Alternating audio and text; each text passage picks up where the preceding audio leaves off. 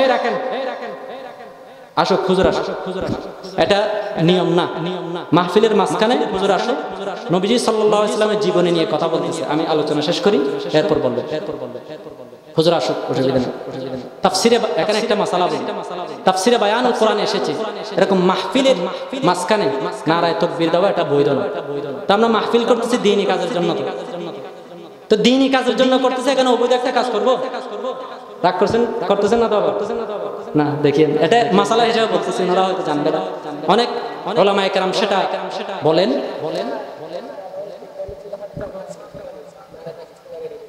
আচ্ছা, এটা কিন্তু ঠিক না। তখন স্ত্রী বলল, আচ্ছা আপনি আমাকে তালাক দিয়ে দেন। দেখেন তালাক খুঁজতেছে। তখন সে স্বামী বলল, হ্যাঁ আমার আদরের স্ত্রী রে, আমি তো তোমাকে কষ্ট দেই নাই, আমি তো তোমাকে উপহার দিতে চাচ্ছি, তুমি আমার থেকে তালাক কেন চাচ্ছ? স্ত্রী বলল, আপনি তো দিবেন বলেছিলেন, তালাক দেওয়া তো আপনার সাধ্যের ভিতর, আপনাকে তালাক অবশ্যই দিতে হবে। তখন সে সাহাবী বলল, আচ্ছা আমি তোমাকে তালাক দেব, কিন্তু এখন নয়, আমি সকালে নবী মুহাম্মদুর রাসূলুল্লাহ সাল্লাল্লাহু আলাইহি ওয়াসাল্লামের কাছে তোমাকে সাথে নিয়ে যাব। নবী মুহাম্মদুর রাসূলুল্লাহ সাল্লাল্লাহু আলাইহি ওয়াসাল্লাম যদি বলেন তোমাকে তালাক দেওয়ার জন্য, আমি তাহলে তোমাকে তালাক দেব। কথা ভালোভাবে বুঝেন। সকাল যখন হলো, স্বামী স্ত্রী হেঁটে হেঁটে যাচ্ছে, হঠাৎ করে স্বামী একটা গুট্টার মধ্যে, একটা গাছের মধ্যে ফুসটকে এসে পড়ে গেল, পাটার থেকে রক্ত বের হচ্ছে, রক্তাক্ত হয়ে গেল। তখন স্ত্রী বলল, আজ যেতে হবে না, আপনি আবার বাড়িতে চলে যান, আজ যেতে হবে না, আমার আর তালাক লাগবে না। স্বামী বলল, কি হয়েছে তোমার? তুমি তো প্রথমে তালাক চেয়েছো, যখন আমি হুসট গেলাম রক্ত বের হচ্ছে শরীর থেকে, তখন আবার তালাক চাচ্ছ না, আমার সাথে থাকবে বলতেছো, এরকম তোমার এক মুখে দুই কথা কেন? মানুষের শরীরের মধ্যে অঙ্গ প্রত্যঙ্গ আছে ৭৮টি, তন্মধ্যে সবচেয়ে উল্লেখযোগ্য হলো মাথা। কোন মানুষ 50 জোড় কাপড় আছে কিন্তু মাথা নাই, তার জীবন যাপন চলবে না? চলবে না। 1000 মাহফিল হলেও এক ওয়াক্ত নামাজ ছেড়ে দিলে কোনো লাভ হবে না। নামাজ এটা হলো মাথার মতো। قال النبي صلى الله عليه وآله وسلم إنما موضع الصلاة من الجسد كموضع الرأس। রাসূল বলেন, শরীরের জন্য যেভাবে মাথা গুরুত্বপূর্ণ, ধর্মের জন্য নামাজ তেমনই গুরুত্বপূর্ণ। সব সময় নামাজ পড়ার চেষ্টা করবে, 5 ওয়াক্ত নামাজ যেন কখনো না ছুটে। পারবেন তো ইনশাআল্লাহ? এটা ভূমিকা হিসেবে বললাম আর কি। আমাকে বিষয় দেওয়া হয়েছে নবী করিম সাল্লাল্লাহু আলাইহি ওয়াসাল্লামের জীবনী এবং সম্মান, এগুলো নিয়ে আমি কি বলবো? এটা তো মহা সমুদ্র বিষয়। দেখি আল্লাহ তাআলা যদি তৌফিক দেয়, কিছু কথা বলার চেষ্টা করব, আপনারাও শোনার চেষ্টা করবেন। ওয়া মা তৌফিকি ইল্লা বিল্লাহ। রাসূলের জীবনী নিয়ে কোটি কোটি কিতাব, বই লেখা হয়েছে। হিন্দু খ্রিস্টানরা পর্যন্ত বই লিখেছে রাসূলের প্রশংসায়। আমার জানা মতে এরকম প্রায় 30টা পর্যন্ত বই আছে যেগুলো খ্রিস্টানরা লিখেছে রাসূলের প্রশংসায়, রাসূলের জীবনী নিয়ে। তারাও মানতে বাধ্য হয়েছে।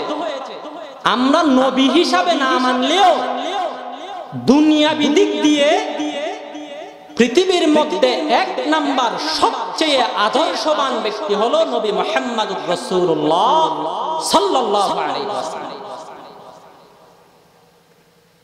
আল্লাহ তাআলা আমাদের নবীর শানকে কতটুকু উচ্চ করেছেন, এগুলো বলে শেষ করা যাবে না। আমি একটা মাসআলা দিয়ে কথাটা বুঝাবো। আমাদের সমাজে অনেক সময় যারা অভিভাবকরা আছে, সন্তানকে অধীনস্থকে খোঁটা দেয়, আমি তোকে এই দিয়েছি সেই দিয়েছি, এটা কিন্তু শরীয়তে হারাম। এটা একটা মাসালা। দলিল সহিহ মুসলিম 106 নাম্বার হাদিস। قال النبي صلى الله عليه وسلم ثلاثة لا يكلمهم الله ولا ينظر إليهم ولا يزكيهم ওয়ালাহুম আযাবুন আলীম। নবী করিম সাল্লাল্লাহু আলাইহি ওয়াসাল্লাম বলেন, তিন ধরনের ব্যক্তি, তাদেরকে কিয়ামতের দিন আল্লাহ তাআলা তাদের সাথে কথা বলবেন না, তাদের দিকে তাকাবেন না, তাদেরকে পবিত্র করবেন না, তাদের জন্য কঠিন শাস্তি রয়েছে। সাহাবায়ে কেরাম জিজ্ঞাসা করলেন, হে আল্লাহর রাসূল, কদ খাবু ওয়া খাসিরু, এই তিন ধরনের ব্যক্তিরা তো অনেক বেশি একেবারে ক্ষতিগ্রস্ত ব্যক্তি, আপনি একটু বলে দেন না এই তিন ধরনের ব্যক্তি কারা, যেন আমরা বাঁচতে পারি।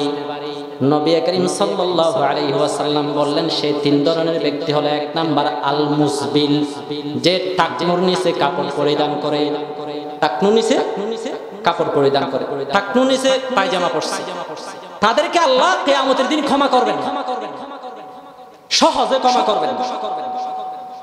আল মান্নান, যারা নাকি অন্যকে কিছু দিয়ে ফুটা দেয়, তাদেরকে আল্লাহ তাআলা কিয়ামতের দিন ক্ষমা করবেন না।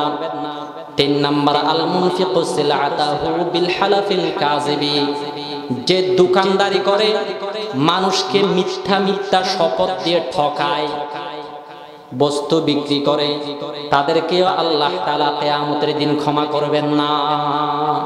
এটা হলো সহিহ মুসলিমের হাদিস, সহিহ হাদিস, টাটকা সহিহ, 102 নম্বর হাদিস, 106 নম্বর হাদিস। এই হাদিস থেকে মাসালা এটা অন্তত বুঝছেন তো, খুঁটা দেওয়া কি নাজায়েজ, হারাম।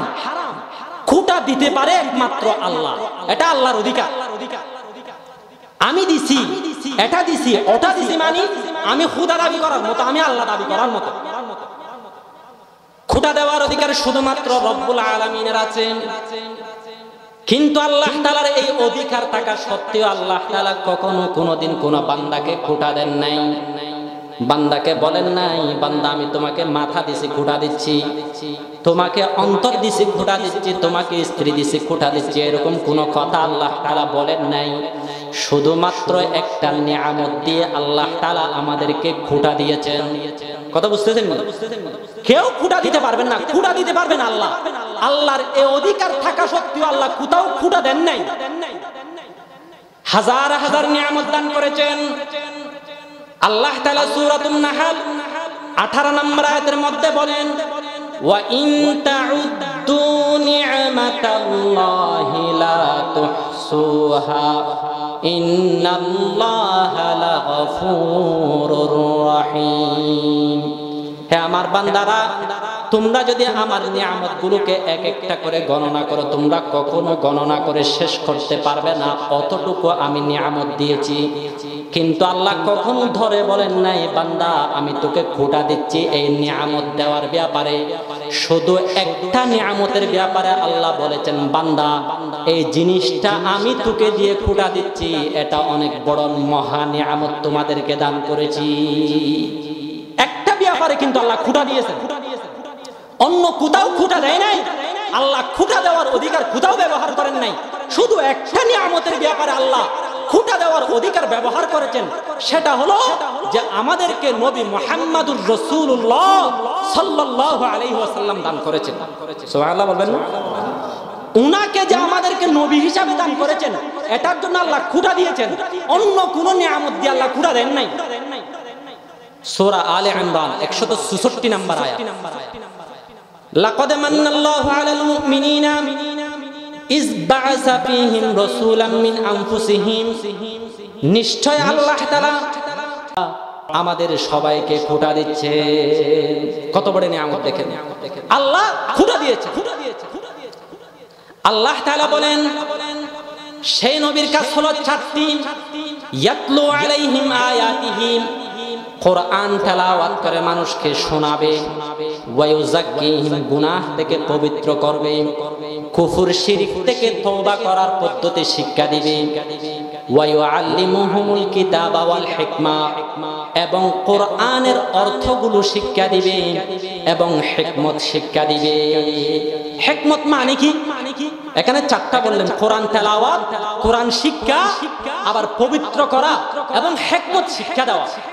হিকমত মানে, এটার একটু উদাহরণ দিই। আমাদের বাংলাদেশে বলে এক সময় ঢাকা মেডিকেল কলেজে একটা মেশিন খারাপ হয়ে গিয়েছিল।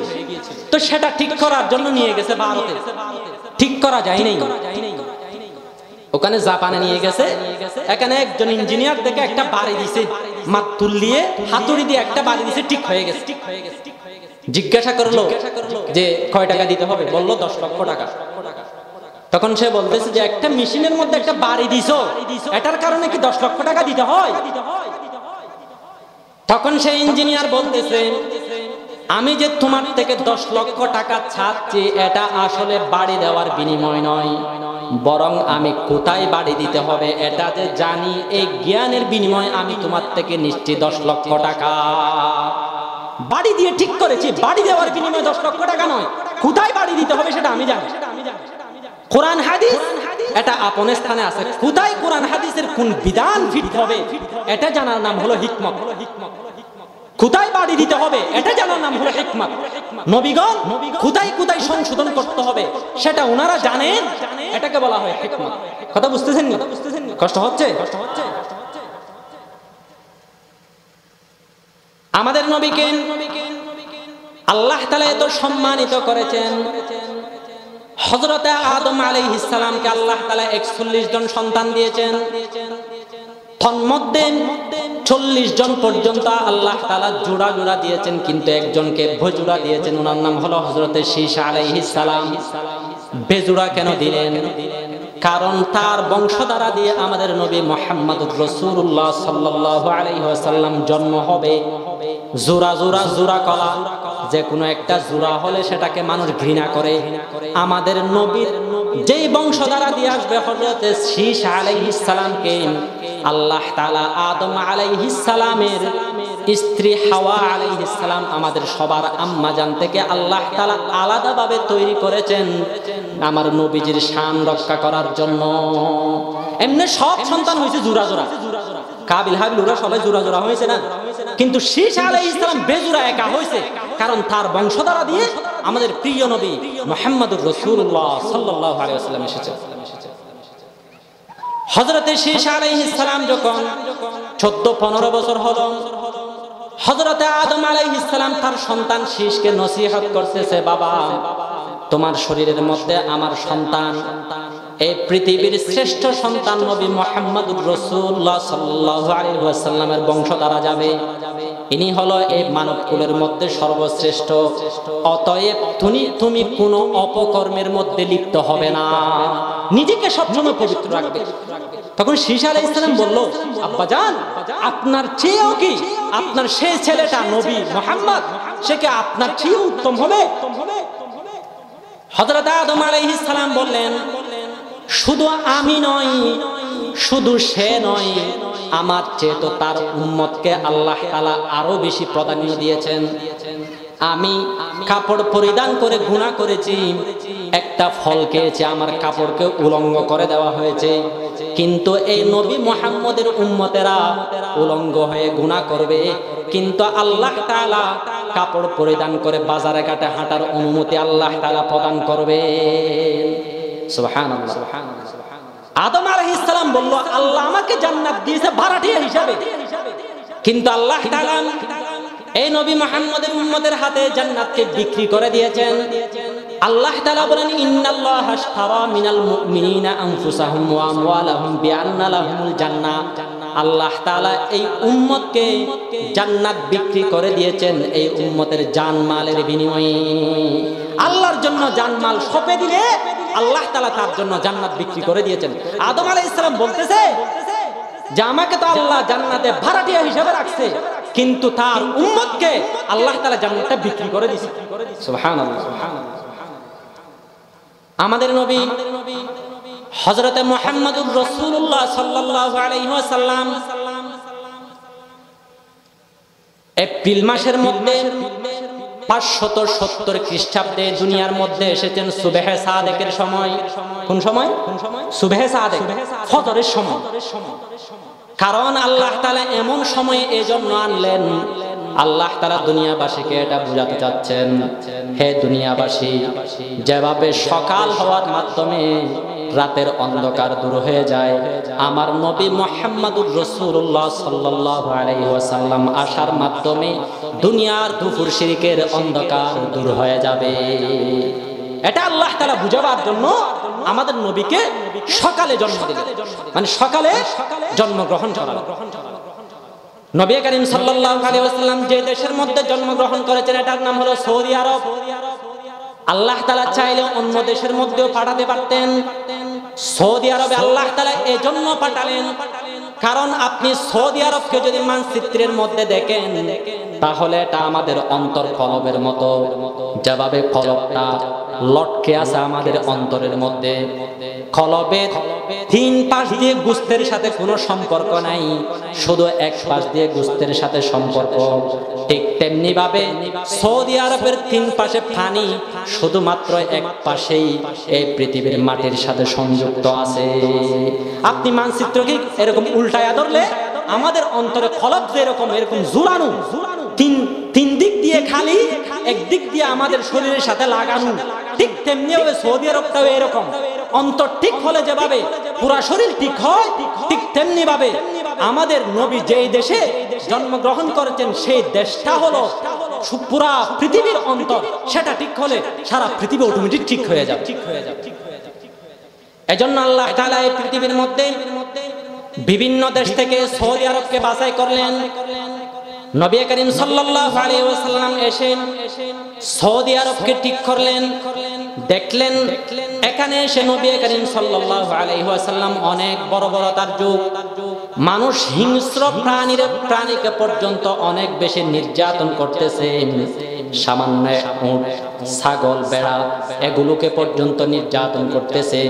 স্বাভাবিকত বৃষ্টি না হলে তারা একটা কাজ করত, বিভিন্ন ঘোড়া এভাবে বকরি এভাবে ছাগল গরুদেরকে দাঁড় করাইয়া দিত, লেজের মধ্যে কিছু খেরকুড়া বেঁধে দিয়ে সেখানে আগুন ধরাইয়া দিত।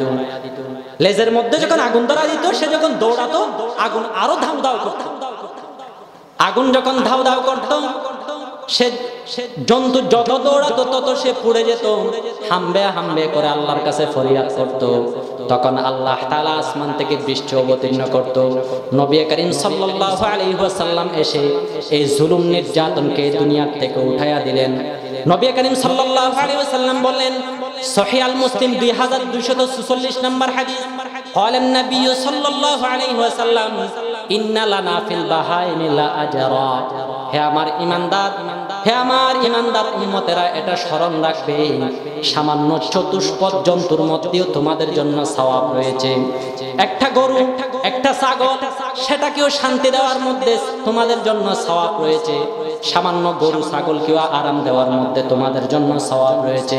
আর পক্ষান্তরে তাদেরকে কষ্ট দিলে এর কারণে আল্লাহ তাআলা জুলুমের গুনাহ লিখবে। তো গরু ছাগল সেটাকে শান্তি দিলে পর্যন্ত আল্লাহ তাআলা সওয়াব লিখে। ঘরের মধ্যে যিনি স্ত্রী আছেন উনি তো গরু ছাগল হচ্ছে অভদ্র না? হ্যাঁ, গরু ছাগল হচ্ছে অভদ্র। কথা বুঝছেন না? রাসূল বলতেছেন গরু ছাগলকে শান্তি দিলে সেখানেও সওয়াব আছে। তা আপনার স্ত্রীকে গরু ছাগলকে অভদ্র। এখন আমরা অনেকে মনে করি যে স্ত্রীকে কষ্ট দিতে হবে, ছাপের মধ্যে রাখতে হবে। খবরদার, এগুলো করবেন না। قال النبي صلى الله عليه وسلم আলা খায়রুকুম খায়রুকুম লিআহলিহি। তোমাদের মধ্যে সেই ব্যক্তিটা ভালো যে ব্যক্তিটা তার স্ত্রীর কাছে ভালো। ওয়া আনা খায়রুকুম লিআহলিহি, আমি আমার স্ত্রীর কাছে ভালো। আমি আমার স্ত্রীকে কখনো পিটাই না, আমি আমার স্ত্রীকে নির্যাতন করি না। অতএব তোমরাও তোমাদের স্ত্রীকে নির্যাতন করিও না। আপনি তো এমনি খুশি আপনার ছেলে আপনার বৌমাকে মারে, আপনার ছেলের বউকে মারে, খুশি। কিন্তু আপনার মেয়েকে যখন আপনার মেয়ের জামাই মারবে তখন কেমন লাগবে? এগুলো আমরা বুঝতে চেষ্টা করি না। খবরদার, একজন স্ত্রী সে আপনার কাছে আমানত, কারো কথা ধরে স্ত্রীর উপর নির্যাতন করা যাবে না। এভাবে স্ত্রীর কথা ধরে মায়ের উপর নির্যাতন করা যাবে না। قال النبي صلى الله عليه وسلم আলজিমহা ফাইন্না তাহতা রিজলাইহা আল জান্নাহ। মায়ের সেবা করো, এটা নাসাইর হাদিস। কারণ মায়ের পায়ের নিচে হলো জান্নাত। মাকেও শান্তি দিতে হবে, স্ত্রীকেও শান্তি দিতে হবে। একজনের কথা ধরে আরেকজনকে নির্যাতন করা যাবে না। নবী করিম সাল্লাল্লাহু আলাইহি ওয়াসাল্লাম এসে দেখলেন জন্তুর উপর নির্যাতন করা হচ্ছে। নবী করিম সাল্লাল্লাহু আলাইহি ওয়াসাল্লাম নিষেধ করে দিলেন, খবরদার জন্তুগুলোর উপর নির্যাতন করবে না। তোমরা জন্তুগুলোর উপর নির্যাতন করলে আমার উম্মত হতে পারবে না। কশিমকালীও তোমরা দুনিয়াতে যেভাবে সফল হতে পারবে না, আখিরাতের মধ্যেও তোমরা কখনো ছাড় পাবে না। জালেম হিসেবে তোমরা আল্লাহর কাছে সাব্যস্ত হবে। এভাবে নবী করিম সাল্লাল্লাহু আলাইহি ওয়াসাল্লাম এসে দেখলেন মেয়েরা বেশি নির্যাতিত। কারণ একজন বাবা যখন মেয়ে সন্তান হয় তখন তাকে জীবন্ত কবর দিয়ে দেয়। আবার কখনো কখনো নিজের মেয়েকে বাকি রাখলে, নিজের মেয়েকে জীবিত রাখলে তাকে বিবাহ দেওয়ার সময় ঝাড়া জুতায় এরকম বিভিন্ন নিম্নমানের বস্তুগুলো মহারানা হিসাবে ধরে। আবু দাউদের হাদিসে এসেছে একটা জুতা এর বিনিময়ে নিজের মেয়েকে বিবাহ দেয়, মানে ঘৃণা করতেছে। নবী করিম সাল্লাল্লাহু আলাইহি ওয়াসাল্লাম অধিকার প্রতিষ্ঠা করলেন, খবরদার তোমার মেয়ে তাকে ঘৃণা করার অধিকার তোমার নাই। ক্বালান নবী সাল্লাল্লাহু আলাইহি ওয়াসাল্লাম মা মিন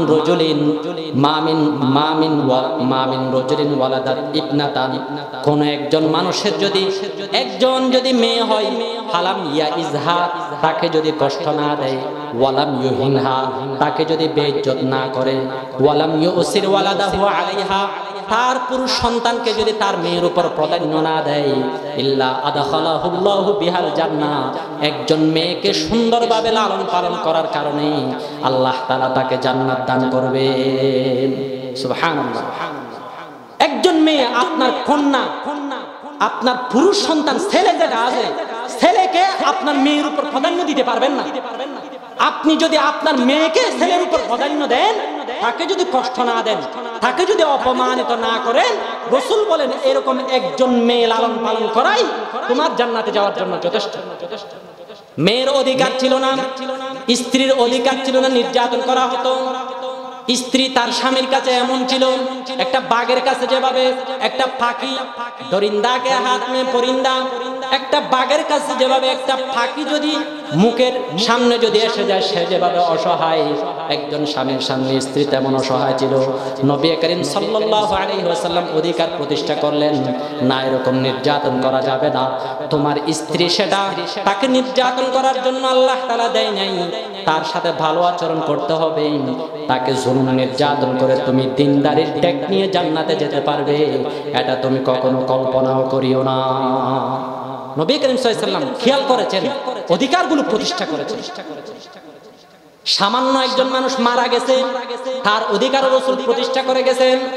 রাসূল বলেছেন উযকুরু মুহাসিনা মাউতাকুম, তোমার এলাকার মধ্যে একজন মানুষ মারা গেছে, তার বদনামি করবে না। তার কোনো ভালো কোনো গুণ থাকলে বলবে, তার বদনামি করলে তার অধিকার নষ্ট হবে। নবী করিম সাল্লাল্লাহু আলাইহি ওয়াসাল্লাম সমস্ত জুলুম নির্যাতন দূরীভূত করে এই সারা জাহানের মধ্যে হেদায়েতের আলো, ন্যায়ের আলো নবী করিম সাল্লাল্লাহু আলাইহি ওয়াসাল্লাম প্রতিষ্ঠা করেছেন।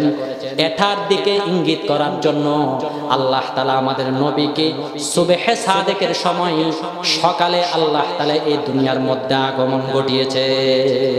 কথা বুঝছেন নি? সকালে কেন আল্লাহ তাআলা আমাদের নবীকে পাঠাইলেন, এটা বুঝছেন নি?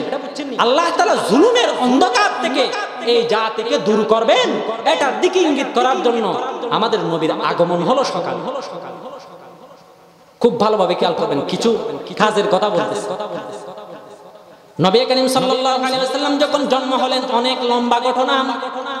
এমন একটা প্রকাশ দেখা গেল সূর্যের আলোর মতো, সারা এলাকা একেবারে মুলকের শাম পর্যন্ত, শাম দেশ পর্যন্ত আলো ছড়িয়ে গিয়েছিল। মানুষ বলতেছে হায় হায় কে এসেছে, এভাবে সারা পৃথিবীর মধ্যে আলো ছড়ায়া যাচ্ছে।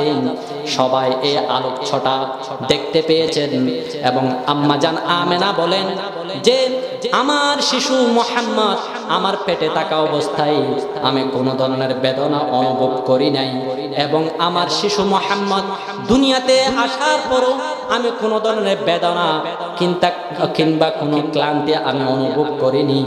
আমার নবী মুহাম্মদ যখন থেকে, আমার সন্তান মুহাম্মদ যখন থেকে আমার পেটে এসেছে, তখন থেকে আমি বরকত অনুভব করেছি। পানির জন্য জমজম কূপে গিয়েছি, দেখলাম যে নিচ থেকে পানি আমার দিকে উঠে আসতেছে। মেয়েরা আমার হাত ধরে থাকতো যে তুমি একটু দাঁড়াও, তুমি আসলে তো কূপ থেকে পানি মুখের মধ্যে উঠে যায়, তুমি একটু দাঁড়াও। আমাকে হাত ধরে দাঁড়ায় রাখতো যেন তারা পানি সহজে নিতে পারে।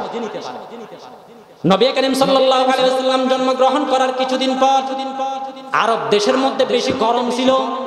একজন সন্তান স্বাভাবিকত ছোট থাকতে সে আরব দেশের মধ্যে মক্কার আশেপাশে স্বাভাবিকত সেখানে বড় হওয়ার কোনো পরিবেশ ছিল না। এজন্য নবী করিম সাল্লাল্লাহু আলাইহি ওয়াসাল্লাম যে দেশে মক্কা নগরীতে জন্মগ্রহণ করেছেন, সেই দেশের প্রথা ছিল তায়েফের যারা দাত্রী অথবা যারা নাকি দুধ পান করাতো তাদেরকে দিয়ে ফেলতো দুধ পান করানোর জন্য। সেখান থেকে মেয়েরা আসতো, এখানে এসে শিশুদেরকে নিয়ে যেত, কারণ সেখানে একটু ঠান্ডা আছে, এখানে সন্তান লালন পালন হতে পারবে। এই তায়েফ থেকে আম্মা জান হালিমাতুস সাদিয়া সহ প্রায় 10 জন মেয়ে আসলো। সবাই যারা ধনীদের ছেলেগুলো নিয়ে গেল, কিন্তু নবী মুহাম্মদুর রাসূলুল্লাহ সাল্লাল্লাহু আলাইহি ওয়াসাল্লাম এতিমের বাচ্চা শুনে, একজন এতিম বাচ্চা শুনে সে যারা নাকি দুধ পান করাতো তারা একটু ফিরিয়েও তাকায় নাই।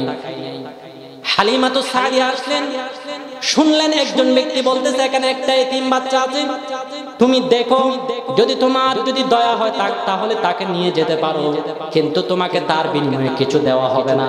হালিমাতুস সাদিয়া মনে মনে ভাবলেন আমাদের ঘরের মধ্যে তো অনেক বেশি অভাব অনটন, আমাদের তো টাকার প্রয়োজন, তারপরও একটু গিয়ে দেখি এতিম বাচ্চা হলেও তাকে নেওয়ার মধ্যে আমাদের কোনো লাভ হবে কিনা। গিয়ে দেখলো, যখন নবী করিম সাল্লাল্লাহু আলাইহি ওয়াসাল্লামকে দেখলো, হালিমাতুস সাদিয়া পাগল পাড়া হয়ে গেল। বলল আমার কোনো টাকা পয়সা লাগবে না, এরকম সুন্দর বাচ্চা যদি আমি দুধ পান করাতে পারি তাহলে আমার কোনো টাকা পয়সার প্রয়োজন নাই, এমনিতেই আমি তাকে নিয়ে যাব। সুবহানাল্লাহ। এখানে কথা বুঝেন, কিছু কাজের কথা খুব ভালোভাবে খেয়াল করবেন। 10 জন মেয়ে এসেছে, তাদের কারো কপালে নসিব হয় নাই শিশু মুহাম্মদকে নিয়ে যাওয়ার জন্য। হালিমাতুস সাদিয়ার কপালে কেন সেটা নসিব হলো?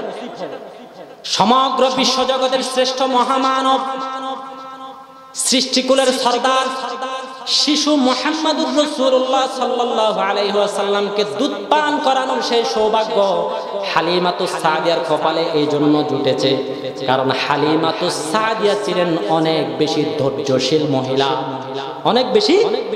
তার নাম দেওয়া হয়েছে হালিমা। হালিমা মানে ধৈর্যশীল, এটা হলো তার উপাধি ছিল। অনেক বেশি ধৈর্যশীল ছিল। যারা নাকি মুহাদ্দিস তারা বলেছেন যে সে ধৈর্যশীল হওয়ার কারণে আল্লাহ তাআলা তাকে অত বড় নিয়ামত দান করেছেন। কিয়ামত পর্যন্ত যে সমস্ত মহিলারা ধৈর্যশীল হবে তাদেরকে আল্লাহ তাআলা কিয়ামত পর্যন্ত এরকম বড় বড় নিয়ামতগুলো দান করবেন। স্বামী কোন একটা ধরেন অনেক সময় বিরক্তিকর আচরণ করে, অনেক কষ্ট হয়, তারপরে ধৈর্য ধারণ করে, এরকম যারা ধৈর্যশীল মহিলা তাদেরকে আল্লাহ তাআলা এরকম নিয়ামত দান করেন। হালিমাতুস সাদিয়াকে আল্লাহ তাআলা এই বুঝ দান করলেন, উনি নবী মুহাম্মদ রাসূলুল্লাহ সাল্লাল্লাহু আলাইহি ওয়াসাল্লামকে দুধ পান করানোর সুযোগ হলো ধৈর্যশীল হওয়ার কারণে। এজন্য নবী করিম সাল্লাল্লাহু আলাইহি ওয়াসাল্লাম বলেন, قال النبي صلى الله عليه وسلم লান তু'তু আতাআন খায়রুন আওসাউ মিনাস সাবরি।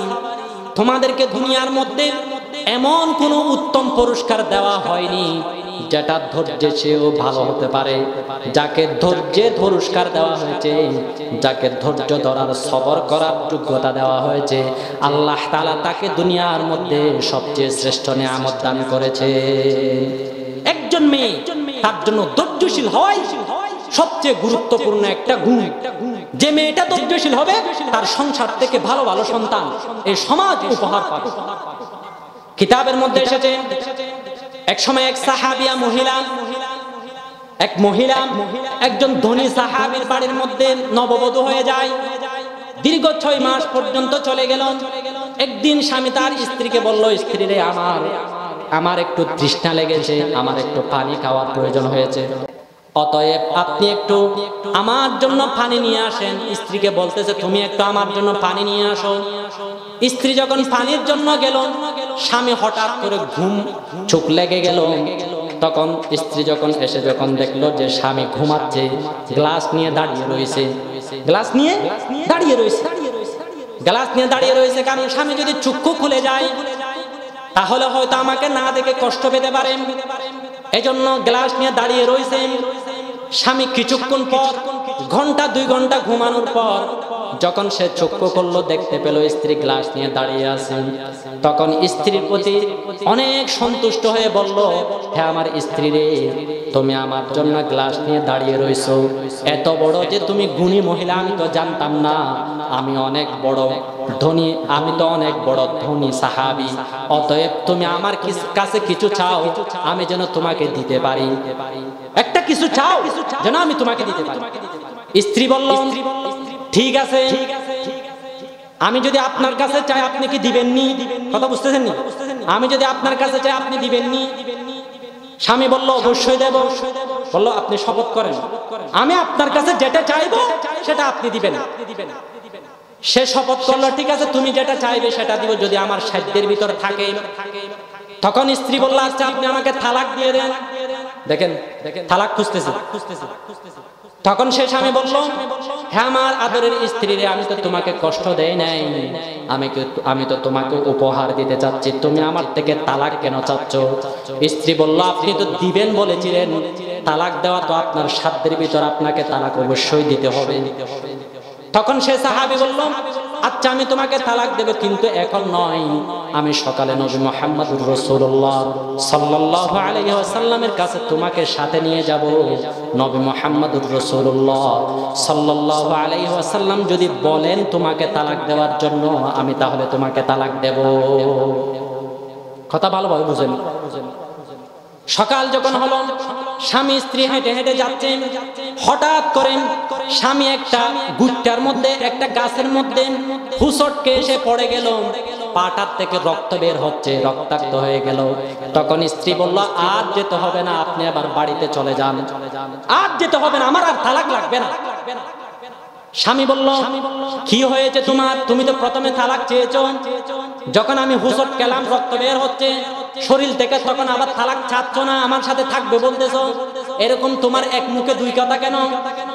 তখন সেই মহিলা বলতেছে, হ্যাঁ আমার স্বামী, আমি আপনার কাছ থেকে তালাক চেয়েছি, কারণ এজন্য আমি 6 মাস হয়েছে নববধূ হিসাবে এসেছি, একটাও মুসিবত আপনার ঘরে দেখি নাই, আপনার ধৈর্য ধারণ করার কোনো প্রয়োজন হয় না। অথচ নবী করিম সাল্লাল্লাহু আলাইহি ওয়াসাল্লাম বলেছেন, মাইয়ুরিদিল্লাহু বিহি খায়রান ইউসিব মিনহু, আল্লাহ তাআলা যাকে ভালো ইচ্ছা করেন তাকে কিছু মুসিবত দিয়ে ধৈর্যের পরীক্ষা করেন। আপনাকে তো আল্লাহ মুসিবত দেয় না, ধৈর্যের পরীক্ষাও নাই। আমি মনে করেছি আল্লাহ তাআলা আপনাকে মহাব্বত করে না। এখন যখন আপনি হুঁচট খেলেন, বুঝতে পেরেছি যে আল্লাহ তাআলা আপনাকে মহাব্বত করে, অতএব আমার তালাক লাগবে না, আমি আপনার স্ত্রী হিসাবে থাকতে চাই। সুবহানাল্লাহ। একজন মেয়ের সবচেয়ে ভালো গুণ হলো ধৈর্য ধারণ করা। দেখছেন নি? একজন মেয়ে সেটা বুঝতে পেরেছে, সাহাবী মহিলা, যে ঘরে মুসিবত নাই সেই ঘরের মধ্যে তাদের উপর আল্লাহ সন্তুষ্ট নাই, হালকা পাতলাতে মুসিবত থাকবে যেন আল্লাহকে ডাকতে পারে। আল্লাহ কিছু কিছু মুসিবত দেয় আল্লাহকে ডাকার জন্য। তো যে সমস্ত মহিলাদের কপালে নসিব হয়েছে স্বামীর নির্যাতন সহ্য করে কিছু ধৈর্য ধরা, তারা আরো ভাগ্যবান মহিলা, তাদেরকে আল্লাহ তাআলা আরো বেশি নিয়ামত দান করবেন। বিবি হালিমা উনি অনেক বেশি ধৈর্যশীল ছিলেন, এজন্য আল্লাহ তাআলা পৃথিবীর শ্রেষ্ঠতম মহামানব তাকে দুধ পান করানোর জন্য সৌভাগ্য তার কপালে নসিব করেছে, কারণ তার হায়াতটা ছিল বিবি হালিমার, হালিমাতুস সাদিয়া রাদিয়াল্লাহু তাআলা আনহার জীবনটা ছিল ধৈর্যের জীবন, মুসিবতের জীবন, এজন্য আল্লাহ তাআলা তাকে এই নিয়ামত দান করেছেন। হালিমাতুস সাদিয়া রাদিয়াল্লাহু তাআলা আনহা শিশু মুহাম্মদকে নিয়ে ঘর থেকে বের হলেন। কথা বুঝতেছেন না? কথা আমি মাঝখানে কিছু শিক্ষণীয় বিষয়গুলো বলতেছি। ঘর থেকে বের হলেন, উটের মধ্যে আরোহণ করলেন, স্বামী সামনে বসছেন, হালিমাতুস সাদিয়া পেছনে বসছেন। উটকে উঠাতে চায়, বাড়ি দেয়, তারপরে উঠে না। কি হয়েছে কি হয়েছে বারবার চেষ্টা করার পরও উঠে না। তখন স্বামী বলল, আচ্ছা হালিমা, তুমি একটু আমার পিছনে বসে দেখো, তাহলে তুমি একটু আমার সামনে বসো, আমি তোমার পিছনে বসি, তারপরে উঠে কিনা দেখি। যখন হালিমাতুস সাদিয়া শিশু মুহাম্মদকে খুলে নেওয়ার পর উটের সামনে বসলো, স্বামী যখন পেছনে বসলো, তখন উটটা উঠে আস্তে আস্তে হাঁটতে শুরু করলো। তখন হালিমাতুস সাদিয়া বুঝতে আর বাকি রইল না যে আমি শিশু মুহাম্মদকে নিয়ে পিছে বসেছি। এজন্য আল্লাহ তাআলার এটা সহ্য হয় নাই যে একটা ঘোড়া পর্যন্ত নবী মুহাম্মদ পিছনে বসবেন, সেই শিশু মুহাম্মদ পিছনে বসবেন, এটা আল্লাহ তাআলার সহ্য হচ্ছে না। একটা সামান্য ঘোড়া পর্যন্ত সহ্য হচ্ছে না। অতএব এই শিশুটা হবে পৃথিবীর একজন বড় একজন মনীষী হবে, তার ভবিষ্যৎ অনেক উজ্জ্বল হবে। অতএব তাকে নিয়ে যাই। ঘরের মধ্যে নিয়ে গিয়ে দেখে ঘরের মধ্যে যেগুলো উট ছিল সেগুলোর উলানের মধ্যে দুধ এসে ভর্তি হয়ে গেছে। ঘরের মধ্যে বরকত আর বরকত, আর কোনো ধরনের অভাব অনটন নাই। হালিমাতুস সাদিয়া বলেন যে আমি নবী মুহাম্মদ কে যখন আমি দুধ পান করাতাম, তখন আমার একটা ছেলে ছিল আব্দুল্লাহ, আমি তাকেও দুধ পান করাতাম। আমার ছেলেকে এক দুধ থেকে খাওয়াতাম, এক উলান থেকে খাওয়াতাম, আর নবী মুহাম্মদকে আরেক উলান থেকে খাওয়াতাম। এক সময় আমি যে নবী মুহাম্মদকে যেই উলান থেকে দুধ খাওয়াতাম, সেটা যখন শেষ হয়ে গেল, আরেক উলানটা যখন দিলাম দুধ খাওয়ার জন্য, তখন নবী মুহাম্মদ খাচ্ছে না। খেয়াল করেন, নবী মুহাম্মদ রাসূলুল্লাহ সাল্লাল্লাহু আলাইহি ওয়াসাল্লাম দুইটা দুধের মধ্যে একটা ভাই, মানে এক দুধ থেকে খেত নবী মুহাম্মদ। শিশু মুহাম্মদ এখনো 6 বছরের বাচ্চা, 6 মাসের বাচ্চা, ইনি এক উলান থেকে দুধ খায়, আর এক উলানে দিলেই খায় না। পরের হক হরণে আরাম নাই মরণে, এরকম একটা কথা আছে না? নবী মুহাম্মদ শিশু থাকতে থেকে নিজের ভাইয়ের হকের প্রতি খেয়াল রেখেছেন যে আমি একজন শিশু হয়েও আল্লাহ তাআলা আমাকে ন্যায়ের জন্য, আল্লাহ তাআলা ন্যায় প্রতিষ্ঠা করার জন্য এই দুনিয়ার মধ্যে প্রেরণ করেছেন। আমি আমার ভাইয়ের হক যেটা আছে সেটার মধ্যে আমি হাত দিতে পারি না, সেই উলান থেকে আমি দুধ খেতে পারি না। নবী মুহাম্মদ রাসূলুল্লাহ সাল্লাল্লাহু আলাইহি ওয়াসাল্লাম বড় হলেন, সবাই এক বাক্যে বলতেন আস-সাদিকুল মাসদুক, সত্যবাদী, আল আমিন, বিশ্বস্ত। নবী মুহাম্মদুর রাসূলুল্লাহ সাল্লাল্লাহু আলাইহি ওয়াসাল্লাম 40 বছরের নবী হলেন। আল্লাহ তাআলা অনেক মুআজিজা দান করলেন। আল্লাহ তাআলা এমন এমন মুআজিজা দান করলেন যেগুলো দেখার পর একজন মানুষ মুসলমান হতে বাধ্য হয়ে যায়। এরকম অলৌকিক ঘটনা দান করেছেন। এখানে একটা কথা মনে রাখবে, যারা মিথ্যা নবী দাবি করে তাদেরকে আল্লাহ কোনো মুআজিজা দেয় না, তারা বেকুফ হয়। গোলাম আহমদ কাদিয়ানী যিনি নবী দাবি করছে 100 বছর আগে, 100 বছর হচ্ছে না, তো উনি এরকম বলে বেকুফ ছিল। আমি তো সৌদি আরবে পড়ে আসছি না, উনি অনেক সময় স্ত্রীর বেলুজ পড়ে এসে যেত সৌদি মনে করে। মানুষ বলতো যে আপনি কি পড়ে আসছেন দেখেন, মানে এরকম বেখবর ছিল, বেকুফ ছিল। একজন বলে একটা জুতা উপহার দিছে, তো জুতাটাকে সে কি করবে সেটা বুঝতেছে না। তো কলমের, তখন তো দাওয়াত কলম ছিল, ও দাওয়াতের খালি রাখার জন্য সে মানে দাওয়াতের দানি করেছে। এরকম বেকুফ ছিল। মুসাইলামাতুল কাযযাব যে মিথ্যা নবী দাবি করেছেন, যখন কোনো পানির মধ্যে ফু দিত সেটা লবণাক্ত হয়ে যেত, মিষ্টি পানির মধ্যে ফু দিলেও লবণাক্ত হয়ে যায়। কোন খানা মানুষকে হাত বুলিয়ে দিলে আদা হয়ে যায়। কিন্তু আল্লাহ তাআলা যাদেরকে সঠিকভাবে নবী বানিয়েছেন তাদেরকে অলৌকিক এমন কিছু দান করেন যেগুলো দেখার পর মানুষ বিশ্বাস করতে পারে ইনি আসলে সত্য নবী। নবী করিম সাল্লাল্লাহু আলাইহি ওয়াসাল্লামকে আল্লাহ তাআলা প্রায় 3000 মুআজিজা দান করেছেন। কয় হাজার মুআজিজা? কাফেররা বলল, হে মুহাম্মদ, আমরা তোমাকে মানবো কেন? তুমি তো এতিম, তুমি আমাদেরকে চাঁদটা দ্বিখণ্ডিত করে দেখাও, 2 খণ্ড করে দেখাও, তাহলে আমরা ঈমান আনতে পারি। নবী মুহাম্মদুর রাসূলুল্লাহ সাল্লাল্লাহু আলাইহি ওয়াসাল্লাম আঙ্গুলের ইশারা করলেন, সাথে সাথে চাঁদ 2 খণ্ড হয়ে গেলেন। তারিখে ফেরেশতা কিতাবের মধ্যে এসেছে চাঁদ যে 2 খণ্ড হয়ে গেছে, 2 খণ্ড হয়ে গেছে, 2 ভাগ হয়েছে, সেটা ভারতবর্ষ থেকে ভারতবর্ষের রাজা দেখেছে, উমর রাদিয়াল্লাহু তাআলা আনহুর যুগে তিনি যখন ইসলাম গ্রহণ করেছে তিনি বলেছেন, আমি স্পষ্ট দেখতে পেয়েছি আকাশের গায়ের মধ্যে চাঁদ দ্বিখণ্ডিত হয়ে চলাফেরা করতেছে। আমি বললাম হয়তো কোনো কিছু অঘটন ঘটেছে, আমি তো জানি না আরব দেশের মধ্যে শেষ নবী এসেছে, আপনাদের যেটা শেষ নবী এসেছে নবী মুহাম্মদ, ইনি অবশ্যই সত্য, অতএব আপনি আমাকে মুসলমান বানায়া দেন। সেটা বলে সে ভারতবর্ষের রাজা তৎকালীন উমর রাদিয়াল্লাহু তাআলা আনহুর হাতে ইসলাম ধর্ম গ্রহণ করেছে। বর্মার যিনি প্রধানমন্ত্রী ছিলেন উনিও উমর রাদিয়াল্লাহু তাআলা হাতে ইসলাম গ্রহণ করেছেন। সানকে দুই খণ্ড সে দেখেছিল, কিন্তু তখন তো সে বুঝে নাই যে এটা মক্কার মধ্যে হয়েছে, এটা ঘোরাঘুরি করেছে কিছুক্ষণ পর্যন্ত, সে কিন্তু সেটা অনুভব করে নাই। তখন কিন্তু সেটা তারা জানতো না। পরবর্তীতে যখন শুনেছে যে শেষ নবীর মুআজিজা এটা চাঁদ দ্বিখণ্ডিত হয়ে যাওয়া, তখন এই আরকান বর্মার যিনি প্রধানমন্ত্রী সেও ইসলাম গ্রহণ করেছে। ইসলাম গ্রহণ করার পর ওমর রাদিয়াল্লাহু তাআলা আনহু বলেছেন, আল্লিমনি শাইআন মিনাল ইসলাম, আপনি ইসলাম থেকে আমাকে কিছু শিক্ষা দেন। হযরতে ওমর রাদিয়াল্লাহু তাআলা শিক্ষা দিলেন ইসলামের মধ্যে রুকন হলো 4টি, আরকানে আরবা। কয়টি? ও আরকানে আরবা উনি সেটা শিখছে, সেটা শিখে এখানে দেশে এসে ওনার শব্দটা মনে আছে। আরকানে আরবা, নামাজ, রোজা, হজ, যাকাত, এগুলোকে আরবির মধ্যে বলা হয় আরকান। এগুলোকে আরবির মধ্যে কি বলা হয়? তো তার দেশের নাম রেখে দিয়েছে আরকান, তখন থেকে সেটা আরকান। এটা বুঝাতে চাইছিলাম নবী করিম সাল্লাল্লাহু আলাইহি ওয়াসাল্লামকে আল্লাহ তাআলা এমন এমন মুআজিজা দান করেছেন যেগুলো সারা পৃথিবীর মানুষ উপলব্ধি করেছে, কিয়ামত পর্যন্ত উপলব্ধি করবে। কোরআন একটা জীবন্ত মুআজিজা, কিয়ামত পর্যন্ত চ্যালেঞ্জ থাকবে। কোরআনের আয়াতের মতো কেউ একটা আয়াত বানাতে পারবে না। এটা আল্লাহ তাআলা কিয়ামত পর্যন্তের জন্য চ্যালেঞ্জ দিয়ে দিয়েছেন। তোমাদের যদি ইসলাম ধর্ম সম্পর্কে কোনো ধরনের সন্দেহ হয়, তাহলে তোমরা কোরআনের আয়াতের মতো একটা আয়াত বানিয়ে দেখাও। যদি বানাতে না পারো, ফালান্তা পারু, কখনো বানাতে পারবে না। অতএব এই কোরআনকে মেনে নাও। এই কোরআন ওয়ালা নবী মুহাম্মদুর রাসূলুল্লাহ সাল্লাল্লাহু আলাইহি ওয়াসাল্লাম যে সত্য নবী, এটা তোমরা সবাই মেনে নাও। আল্লাহ তাআলা মুআজিজা হিসেবে এরকম 3000 মুআজিজা দান করেছেন। নবী করিম সাল্লাল্লাহু আলাইহি ওয়াসাল্লাম মক্কার মধ্যে প্রায় 13 বছর পর্যন্ত নির্যাতনের হায়াত কাটিয়েছেন। কয় বছর? হুজুর আসতেছেন?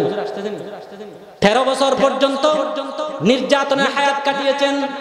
মদিনায় যখন গেলেন, সেখানে যারা মুনাফিক তারাও নবীজির বিরুদ্ধে লাগছে, ইহুদিরাও বিরুদ্ধে লাগছে, নসরারাও বিরুদ্ধে লাগছে, আবার মক্কার কাফেররাও লাগছে। যেন সারা পৃথিবীর মানুষ সবাই কাফের মুরতাদরা সাথে চাচ্ছে নবী মুহাম্মদুর রাসূলুল্লাহ সাল্লাল্লাহু আলাইহি ওয়াসাল্লামকে শেষ করে দেওয়ার জন্য। তখন আল্লাহ তাআলা 15 বছর পর, অর্থাৎ মদিনায় যাওয়ার 2 বছর পর আল্লাহ তাআলা জিহাদ করার অনুমতি দিলেন, যুদ্ধ করার অনুমতি দিলেন, যেন মুসলমানদেরকে কাফেরদের নির্যাতন থেকে বাঁচাতে পারে। জিহাদের অনুমতি দেওয়া হয়েছে 15 বছর পর। নবীজি নবী হওয়ার 15 বছর পর্যন্ত নির্যাতন সহ্য করেছে। আজও যে সমস্ত নাস্তিক মুরতাদরা আমাদের বিরুদ্ধে, মুসলমানদের বিরুদ্ধে, কোরআনের বিরুদ্ধে, মাদ্রাসার বিরুদ্ধে, মসজিদের বিরুদ্ধে, মাহফিলের বিরুদ্ধে ষড়যন্ত্র করবে, তাদের জন্য সে জিহাদের পয়গাম আছে। আল্লাহ তাআলা কোরআনের মধ্যে বলেছেন, যারা এরকম ইসলাম নিয়ে ষড়যন্ত্র করবে তাদের বিরুদ্ধে অস্ত্র নাও, তাদের বিরুদ্ধে লড়ো। আল্লাহ তাআলার সফলতা তোমাদের জন্য আসবেই আসবে। তোমাদের কাজ হলো জিহাদ চালিয়ে যাওয়া। আল্লাহর পক্ষ থেকে তোমাদের সাথে সফলতা আসবেই। ইন্নাল্লাহা মা'আস সাবিরিন, তোমরা ধৈর্য ধারণ করে এগিয়ে যাও। তোমরা যারা নাস্তিক মুরতাদ তাদের সাথে জাহিদু বিআলসিনাতিকুম, নিজের জবান দিয়ে জিহাদ করো, তোমাদের তলোয়ার দিয়ে জিহাদ করো, হাত দিয়ে জিহাদ করো। জিহাদের মধ্যেই আল্লাহ তাআলা তোমাদের মুক্তি রেখেছে। জিহাদের মধ্যেই আল্লাহ তাআলা নাস্তিক মুরতাদের ষড়যন্ত্রগুলো ধূলিসাৎ করে দিবেন। অতএব বর্তমান যারা নাস্তিক মুরতাদরা আমাদের বিরুদ্ধে ষড়যন্ত্র করে, তাদের বিরুদ্ধেও আমাদের স্পষ্ট পয়গাম থাকবে, তোমরা যদি আমাদেরকে নিয়ে যদি ষড়যন্ত্র করো, তোমাদের বিরুদ্ধেও জিহাদ করা হবে। ইনশাআল্লাহ বলবেন? জিহাদ এটা দেওয়া হয়েছে ষড়যন্ত্রকে রুখে দেওয়া। এটা নিয়ে নাস্তিকদের অনেক সুলগান, বলে যে নবী মুহাম্মদ নাউজুবিল্লাহ জঙ্গি। একটা কথা ঠান্ডা মাথায় চিন্তা করেন, এগুলো ইসলামের উপর একটা অপবাদ। এটা একটু আমি বুঝাচ্ছি। নবীজি সারা জীবনে কাফেরদের থেকে মুসলমানদেরকে বাঁচানোর জন্য ৬৬টি যুদ্ধ করেছেন। সেখানে মুসলমান কাফের সবাই মিলে ১০২৭ জন মানুষ মারা গেছে। কয়জন? মুসলমান কাফের, মুসলমান শহীদ হয়েছে, কাফের মারা গেছে। ৬৬টি যুদ্ধের মধ্যে শুধু ১০২৭ জন, ওদের মৃত্যুর বিনিময়ে মক্কা স্বাধীন হয়েছে, মদিনা স্বাধীন হয়েছে, বিভিন্ন অঞ্চল স্বাধীন হয়েছে, নাস্তিক মুরতাদদের থেকে মানুষ নাজাত পেয়েছে, জুলুম নির্যাতন থেকে মানুষ নাজাত পেয়েছে, শুধুমাত্র ১০২৭ জনের প্রাণের বিনিময়ে। আমাদের একটা ছোট্ট বাংলাদেশ, আমরা ৯ মাস যুদ্ধ করছি পাকিস্তানিদের সাথে। কয়জনকে জান দিতে হয়েছে? শুধু আমাদের বাংলাদেশি ৩০ লক্ষ। ৯ মাসের মধ্যে যদি ৩০ লক্ষ বাঙালিকে জান দেওয়ার বিনিময়ে সামান্য একটা দেশকে স্বাধীন করতে হয়, তাও একেবারে বড় বড় তার মানুষ নয়। কিছু আমাদের ইচ্ছার সাথে মিল হয় না, কিছু নির্যাতনকারী কিছু মানুষদের হাত থেকে আমাদের দেশকে বাঁচানোর জন্য ৩০ লক্ষ মানুষকে জান দিতে হয়েছে। অথচ ইসলামের মতো এত বড় একটা ধর্ম প্রতিষ্ঠা করতে মক্কা মদিনার মতো রাষ্ট্রকে, মক্কা মদিনা এলাকাগুলো, বিভিন্ন শাম ইত্যাদি বিভিন্ন দেশগুলোকে স্বাধীন করার জন্য নবী করিম সাল্লাল্লাহু আলাইহি ওয়াসাল্লাম কাফেরদের ষড়যন্ত্র থেকে আত্মরক্ষামূলক যেগুলো জিহাদ করেছেন, সেখানে শুধু ১০২৭ জন মারা গেছেন।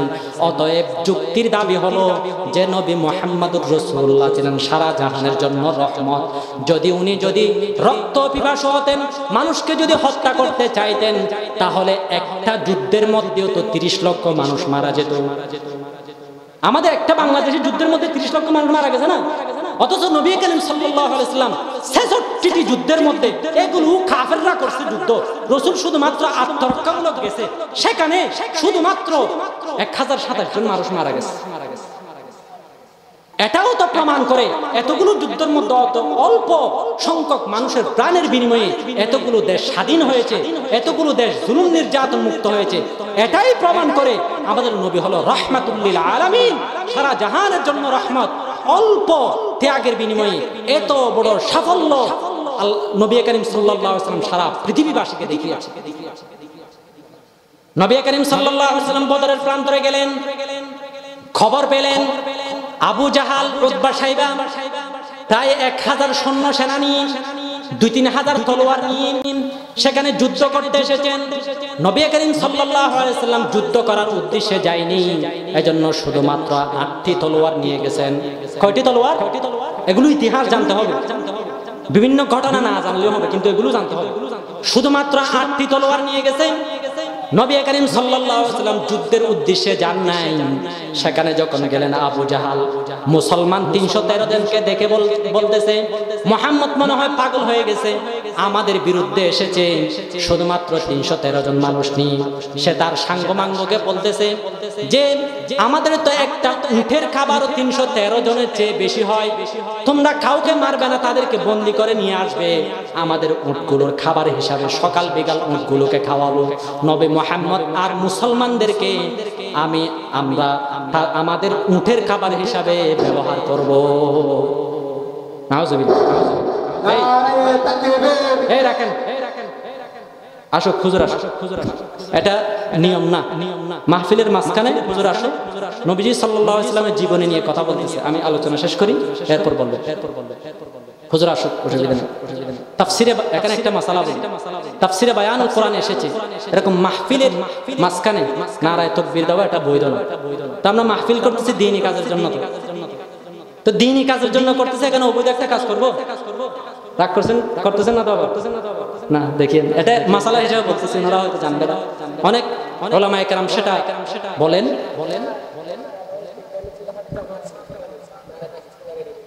আচ্ছা, এটা কিন্তু ঠিক না। উনি আসতেছে না, আসবে, হুজুর থেকে জিজ্ঞাসা করতে পারেন মাসালাটা, আলোচনার মাঝখানে সেরকম করা ভালো না। তো নবী করিম সাল্লাল্লাহু আলাইহি ওয়াসাল্লামের ব্যাপারে এটা বুঝাতে চেয়েছিলাম যে নবী করিম সাল্লাল্লাহু আলাইহি ওয়াসাল্লাম যুদ্ধ করতে গেছেন, আল্লাহ তাআলা 313 জনকে শুধুমাত্র 8টা তলোয়ার নিয়ে গেছেন, আল্লাহ তাআলা সফলতা দান করেছেন। কারণ অন্তরের মধ্যে বিশ্বাস ছিল আল্লাহ তাআলার সহযোগিতা আমাদের সাথে আছে। এখনো আমরা অল্প সংখ্যাও যদি আমরা যদি এগিয়ে যাই, আমাদের অন্তরে যদি আল্লাহর প্রতি দৃঢ় বিশ্বাস থাকে, ইনশাআল্লাহ আল্লাহ তাআলার সহযোগিতা আমাদের সাথে থাকবেই।